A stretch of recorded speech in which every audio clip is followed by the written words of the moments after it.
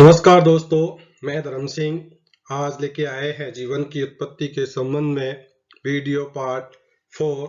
इससे पहले हमने 3 वीडियो देखे, जिसके पहले वीडियो में हमने ब्रह्मांड तथा पृथ्वी की उत्पत्ति, बिग बैंग सिद्धांत, निहारिका परिकल्पना के बारे में जाना। दूसरे वीडियो में हमने पृथ्वी की उत्पत्ति और उसके विकास के बारे में, और वीडियो भाग 3 में हमने पृथ्वी की संरचना, जीवन उत्पत्ति के विभिन्न सिद्धांत, उत्पत्ति का ऑपेरिन सिद्धांत, कार्बनिक अकार्बनिक पदार्थों की उत्पत्ति, और उसमें हमने अंत में डीएनए और आरएनए के निर्माण को हमने देखा कि किस प्रकार डीएनए और आरएनए का निर्माण हुआ। आज के इस वीडियो भाग 4 में हम कार्बनिक विकास, 5वां चरण, 6वां चरण, प्रथम कोशिका का निर्माण, यूकेरियोटिक कोशिकाओं की उत्पत्ति, जीव की उत्पत्ति के संबंध में वर्तमान में क्या शोध चल रहा है, और संयोजी कड़ी, इसके बारे में हम जानेंगे। और किस प्रकार से जीव का एक क्रमिक विकास हुआ, ये हम इस वीडियो भाग 4 में जानेंगे। इसलिए जीवन की उत्पत्ति के संबंध में महत्वपूर्ण विचार, वैज्ञानिक सिद्धांतों को जानने के लिए आप हमारा पूरा वीडियो अवश्य देखें। और इससे पहले जो 3 वीडियो हमने अपलोड किए हैं, जिनका लिंक आपको डिस्क्रिप्शन बॉक्स में मिलेगा, उनको भी आप अवश्य रूप से देखें। 4 चरण हमने पिछले 3 वीडियो में देखे। 5वां चरण है कोएसरवेट्स का निर्माण, यानी कार्बनिक विकास, जो जीव विकास की महत्वपूर्ण कड़ी है, उसमें कोएसरवेट्स का निर्माण। ऑपेरिन सिद्धांत हमने पिछले वीडियो में देखा कि ऑपेरिन ऐसा विश्वास करते थे कि प्रोटीन का निर्माण जीवन की उत्पत्ति की दिशा में एक महत्वपूर्ण चरण था। यानी प्रोटीन का जो निर्माण हुआ वो जीवन की उत्पत्ति के लिए सबसे महत्वपूर्ण उत्पत्ति साबित हुई। इसलिए प्रोटीन का जीवन के निर्माण में सबसे महत्वपूर्ण योगदान है। प्रोटीन अणुओं की ज्विटर आयनिक प्रवृत्ति होती है। जो प्रोटीन के अणु होते हैं, उनकी जो नेचर होता है, प्रकृति होती है, वो आयनिक प्रकृति के होते हैं। ये कोलाइडल संरचनाओं की पहचान बनाए रखने में असमर्थ थी, क्योंकि ये जल के अणुओं से घिरी थी। इनमें एक प्रकार के इमल्सन का निर्माण हुआ। जो प्रोटीन के अणु थे वो कोलाइडल संरचना बनाने में असमर्थ थी। इन कोलाइडल संरचनाओं के संयोग से एक संरचना का निर्माण हुआ, जिसे कोएसरवेट कहा। यानी ये कोलाइडल संरचना बनी, उस कोलाइडल संरचना के निर्माण से ही कोएसरवेट्स का निर्माण हुआ। कुछ स्थितियों में वैज्ञानिकों ने कोशिका के समान संरचना प्राप्त हो, जिसे कोएसरवेट्स का। कुछ वैज्ञानिक थे, उन्होंने अलग परिस्थितियों में एक संरचना प्राप्त की जिसकी संरचना लगभग कोशिका से मिलती जुलती थी, उसे उन्होंने कोएसरवेट्स कहा। 6वां चरण, इसके अंदर प्राचीन जीवित तंत्र का निर्माण हुआ कि कैसे बसीय अणुओं के कोएसरवेट की सतह, यानी जो बसीय अणु थे, फैटी मॉलिक्यूल्स थे, वो कोएसरवेट की सतह और बाह्य जलीय माध्यम के बीच व्यवस्थित होने लगे, जिससे प्रारंभिक कोशिका झिल्ली निर्मित हुई। कोशिका कोएसरवेट्स बने, कोएसरवेट्स के बाहर बाह्य झिल्ली बनने लगी, मध्य झिल्ली बनने लगी, जिससे कि प्रारंभिक कोशिका झिल्ली का निर्माण हुआ। 7वें चरण में प्रथम कोशिका का निर्माण हुआ। उपलब्ध प्रमाणों से यह ज्ञात होता है कि प्रारंभिक जीव की कोशिकाओं से, जिनमें केंद्रक या कोशिका अंगक नहीं थे, कि जो प्राथमिक सेल बनी थी उसमें किसी प्रकार का कोई केंद्रक नहीं था और उसके अंदर कोशिका अंगक नहीं थे। कोशिका अंगक यानी कोशिका के अंदर पाए जाने जो अंग होते हैं, उन्हें कोशिकांग कहते हैं, जैसे माइटोकॉन्ड्रिया, लाइसोसोम आदि, डीएनए, आरएनए। तो ये हमने 5, 6 और 7 चरण देखे। उनमें कुछ कोशिकाएं जिनमें केंद्रक का अभाव रहता था, प्रोकैरियोटिक कोशिका कहा गया। यानी जिनके अंदर केंद्रक नहीं था, उन्हें प्रोकैरियोटिक कोशिका कहा गया, जो कि सबसे पहले इनका निर्माण हुआ। 300 मिलियन वर्ष पुरानी चट्टानों से 1966 में कुछ जीवाश्म खोजे गए। यानी 300 मिलियन वर्ष पुरानी थी चट्टाने हैं, उनसे अभी 1966 में इनके फॉसिल्स का मिले। ये जीवाश्म प्रोकैरियोटिक जीवों के थे। यानी जो 300 मिलियन वर्ष पुरानी चट्टान है, उनके ऊपर प्रोकैरियोटिक जीवों के जीवाश्म पाए गए। प्रारंभिक जीव रासायनिक विषम पोषी होते हैं। तो 8वां चरण है स्वपोषण की उत्पत्ति। आदि सागर में ऑक्सीजन उपलब्ध नहीं थी, इस प्रकार प्रथम जीव अवायवीय तथा विषमपोषी थे, क्योंकि उस समय सबसे पहले ऑक्सीजन थी नहीं, ऑक्सीजन नहीं थी तो जीव भी अवायवीय थे। प्राचीन कोशिकाएं अवायवीय श्वसन करती थी और इन प्राचीन कोशिकाओं में तीव्र वृद्धि हुई, जिसके परिणाम स्वरूप कार्बनिक पदार्थों की कमी हो गई। सबसे पहले जो कार्बनिक पदार्थ बने उनमें जो अवायवीय कोशिकाएं थी, प्रोकैरियोटिक कोशिकाएं थी, इनमें वृद्धि हुई, जिससे कार्बनिक पदार्थों की कमी हुई। कुछ जीव अकार्बनिक पदार्थों से ऊर्जा उत्पादक पदार्थों का संश्लेषण शुरू कर दिया। इसके बाद में क्लोरोफिल का विकास हुआ। ठीक इसी समय समुद्री जल में उपस्थित भिन्न रसायनों से पोरफायरिन विकसित हुए, जो क्लोरोफिल जैसे थे।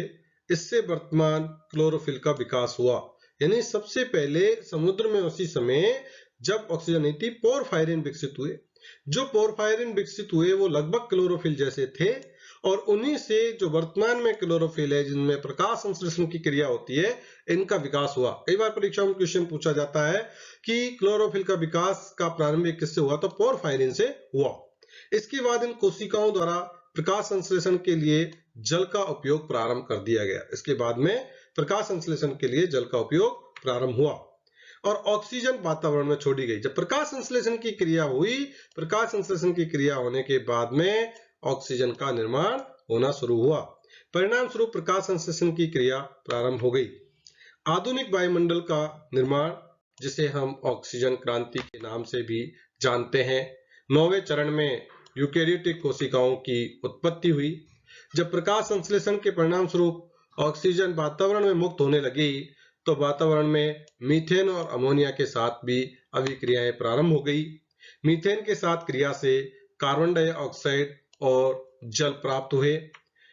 दूसरी तरफ ऑक्सीजन की अमोनिया के साथ क्रिया से कार्बन डाइऑक्साइड और नाइट्रोजन प्राप्त हुए। इन परिवर्तनों से ऑक्सीजन से ओजोन का निर्माण हुआ। तो ये जो परिवर्तन चलते रहे, इन परिवर्तनों में लंबा समय लगा।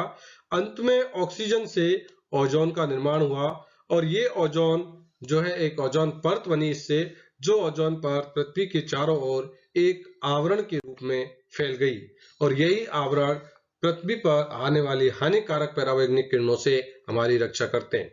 इसके बाद यूकेरियोटिक कोशिका, पृथ्वी की सतह तथा ओजोन के बीच की दूरी लगभग 15 मील है। यानी पृथ्वी की जो सतह है, ओजोन परत है, उसके बीच में 15 मील है।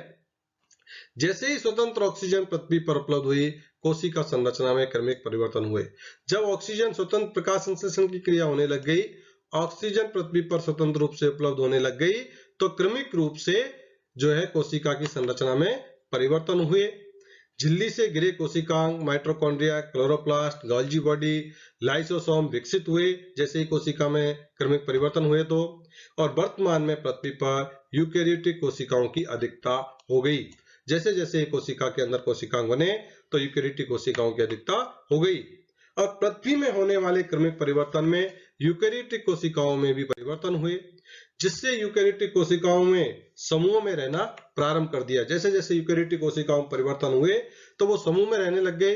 इसके साथ ही बहुकोशिक संरचनाओं में बहुकेंद्रीकरण से ऊतकों का निर्माण हो गया। जब कोशिकाएं समूह में रहने लगी और एक समान कार्य करती थी, तो उनसे ऊतकों का निर्माण हो गया। अनेक प्रकार के ऊतक जुड़ने से अंग बन गए, और अंग से अंग तंत्र तथा अंत में जटिल जीवों का निर्माण हुआ। तो हम शारीरिक संगठन जब पढ़ते हैं तब जानते हैं कि सबसे पहले कोशिका बनी, कोशिकाओं के समूह से टिश्यू यानी ऊतक बने, ऊतकों के संगठन से ऑर्गन यानी अंग बने, और इन ऑर्गन से सिस्टम बने यानी तंत्र बने, और इन तंत्र से बॉडी यानी जटिल जीवों का पूरे का शरीर का निर्माण हुआ। इसके संबंध में जब हम ओपेरिन हेल्डन का प्रयोग का अगर सारांश देखते हैं, तो वो कहते हैं कि 5 से 6 अरब वर्ष पूर्व पृथ्वी आग के गोले के समान थी। इस समय हाइड्रोजन, ऑक्सीजन, कार्बन, नाइट्रोजन इत्यादि तत्व परमाणुओं से आपसी सहयोग से अणुओं का निर्माण हुआ, और जीवन की उत्पत्ति निर्जीव पदार्थों के सहयोग से हुआ, जिसमें पानी के अंदर निम्न गैसें उपस्थित थी। ये क्या कहते हैं ओपेरिन, कि जीवन की उत्पत्ति निर्जीव पदार्थों के सहयोग से हुआ, जिसमें हाइड्रोजन, नाइट्रोजन, जल, कार्बन डाइऑक्साइड, अमोनिया और मीथेन आदि गैसें उपस्थित थी। उस समय इनके अंदर ये गैसें उपस्थित थी। स्टैनले मिलर और एस सी यूरो ने प्रयोग किया और उन्होंने बताया कि बहुत सारे रासायनिक पदार्थ यानी अणु आपस में क्रिया करके न्यूक्लिक अम्ल बनाया। यानी क्या बनाया? सबसे पहले न्यूक्लिक अम्ल बनाया और ये न्यूक्लिक अम्ल आपस में जुड़ करके बड़े आकार के अणु बने जिन्हें हमने कोएसरवेट्स कहा। ये कोएसरवेट्स आपस में क्रिया करके प्रोकैरियोटिक कोशिकाओं में बन गए। यानी बहुत से अणु क्रिया करी और न्यूक्लिक अम्ल बने। ये न्यूक्लिक अम्ल आपस में जुड़े और कोएसरवेट्स बने और ये कोएसरवेट्स आपस में जुड़े और प्रोकैरियोटिक कोशिकाओं में बदल गए। मिलर ने प्रयोग में मीथेन, अमोनिया, जलवाष्प, हाइड्रोजन गैसों के मिश्रण को फ्लास्क में तीव्र से विद्युत स्पार्क करवाया और जिसे ऑपेरिन सिद्धांत को प्रतिपादित किया। इस कार्य के लिए मिलर को नोबेल पुरस्कार भी दिया गया। तो ये तो थे जीव की उत्पत्ति के बारे में पहले जो शोध चल रहे थे। वर्तमान में जीव की उत्पत्ति के बारे में नए शोध चल रहे हैं।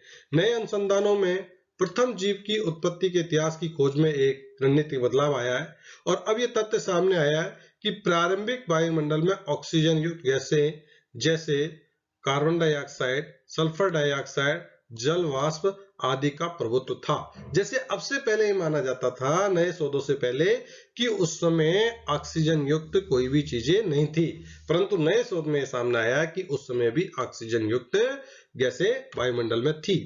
यदि इस बात को स्वीकार किया जाता है तो जीव की प्रथम उत्पत्ति के विषय में अब तक दिए गए सिद्धांतों को छोड़ना होगा, क्योंकि ये अपचायक वायुमंडल को ध्यान में रखकर दिए गए। अगर ये नई जीव शोध जो वर्तमान में शोध चल रहे हैं, जो ये मानते हैं कि उस समय ऑक्सीजन युक्त गैसें उपस्थित थी, तो फिर जो हम कहते हैं कि शुरुआत में ऑक्सीजन थी नहीं, उसके द्वारा जो दिए गए सिद्धांत हैं वो सारे ही अमान्य हो जाएंगे अगर इस सिद्धांत को वैज्ञानिक का जो सभी स्वीकार कर लेते हैं। तो विज्ञान के क्षेत्र में, जीव की उत्पत्ति के क्षेत्र में एक नई क्रांति होगी और नए सिद्धांतों का प्रतिपादन होगा। वैज्ञानिकों ने उल्काओं के अध्ययन में कोशिका के उपापचय चक्रों में काम आने वाले साइट्रिक अम्ल और यौगिक पाए हैं। पृथ्वी पर जीवन की उत्पत्ति को लेकर विभिन्न प्रकार के विचार प्रकट किए जाते रहे, मगर अभी तक किसी एक पक्ष में आम सहमति नहीं बन पाई है। यानी आज तक एक आम सहमति इस बात को लेकर के नहीं बन पाई कि भाई इस तरह से जीव की उत्पत्ति हुई होगी। इसीलिए जीवन की उत्पत्ति के संबंध में अभी भी बहुत सारे वैज्ञानिक, बहुत देशों के वैज्ञानिक आपस में मिलकर के इसके ऊपर शोध जारी है। संयोजी कड़ी, जिसमें संयोजी कड़ी में दो जीवों के बीच की कड़ी का संयोग होता है, जिसमें जैसे विषाणु, इस विषाणु में सजीव और निर्जीव दोनों के बीच की कड़ी कहते हैं। जैसे अभी कोविड-19 चल रहा है, वायरस है, ये वायरस इतना खतरनाक है, इसमें सजीव के भी लक्षण पाए जाते हैं, निर्जीव के भी पाए जाते हैं। और इस वायरस के आधार पर ही वैज्ञानिकों ने तर्क दिया कि निर्जीव वस्तुओं से ही सजीव का निर्माण हुआ, निर्जीव ऑर्गेनिकों से ही, क्योंकि वायरस एक ऐसा है जिसमें सजीव और निर्जीव के बीच में अंतर दोनों का गुण पाया जाता है। यूरिना, प्रोटोजोआ, इनमें पादप और जंतु दोनों के लक्षण पाए जाते हैं। ये दोनों के बीच की कड़ी है। इसलिए वैज्ञानिक ये कहते हैं कि पादप से फिर जंतु, पहले पादप आए फिर जंतु आए। प्रोटोजोआ तथा पोरिफेरा के बीच में जो है प्रोटिस्ट प्रोपेंजिया है, इसको जो है बीच की कड़ी माना जाता है। पेरिप्टेसिस है, इसका आर्थ्रोपोडा, इसको एनिलिडा और आर्थ्रोपोडा के बीच की संयोजी कड़ी माना जाता है। नियोलिप्लेंटा यानी मोलस्का को एनिलिडा और मोलस्का के बीच की। बेलैंगोलस, जिसमें नॉन कॉर्डेट और कॉर्डेट दोनों के बीच की योजक कड़ी माना जाता है। डिप्नोई, फिशीज और एम्फीबिया के बीच की योजक कड़ी है। एविज, आर्कियोप्टेरिक्स, सरीसृप और पक्षी के बीच की कड़ी है। और प्रोटोथेरिया, स्तनधारी, जो कि सरीसृप और स्तनी के बीच की योजक कड़ी है। ये सारी कड़ियां इस बात को सिद्ध करती हैं कि किस प्रकार से जीवों का विकास क्रमिक रूप से हुआ। तो ये हमने अब तक पृथ्वी पर जीवन की उत्पत्ति के संबंध में प्राचीन और वर्तमान सिद्धांतों को हमने देखा, और जीवों के क्रमिक विकास के लिए हम अगला वीडियो पार्ट 5 लेकर के आएंगे। धन्यवाद। आप हमारे दूसरे वीडियो को देखने के लिए डिस्क्रिप्शन के अंदर लिंक पर जरूर जाएं। कुछ लिखकर सो कुछ पढ़कर सो, तो जिस जगह से जागा सवेरे उस जगह से बढ़कर सो। दोस्तों, अगर आपको मेरा वीडियो उपयोगी लगे तो सब्सक्राइब करें, शेयर करें और अपने ज्ञान वृद्धि के लिए, जीवन की उत्पत्ति और विज्ञान को जानने के लिए हमारे YouTube चैनल को सब्सक्राइब करें। अपने दोस्तों को शेयर करें, ना जाने आपके इसे शेयर करने से किसी का भला हो सकता है। जय हिंद, जय भारत, धन्यवाद, शुक्रिया।